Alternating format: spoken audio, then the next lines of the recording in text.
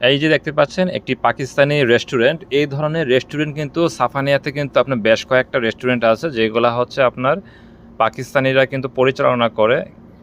তো এইরকমই আপনার এই যে সাফানিয়ার এই জায়গাটি, আপনারা যারা সাফানিয়াতে আছেন চিনে থাকবেন। এটি কিন্তু মূলত নতুন একটি রেস্টুরেন্ট তারা উদ্বোধন করেছে, Pakistani Indian and Arabic foods.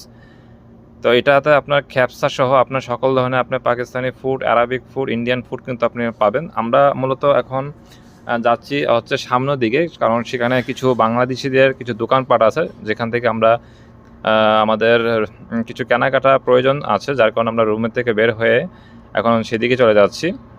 এবং এই পাশে যে দেখতে পাচ্ছেন এইগুলো হচ্ছে আবাসিক হোটেল।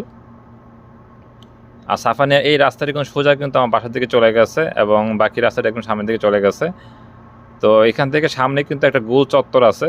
গোল চত্বরটির সামনে কিন্তু আপনার বাংলাদেশিদের যে দোকানপাটগুলো, এখানে আপনার সারা সাইডে বিভিন্ন কাজ করে থাকেন।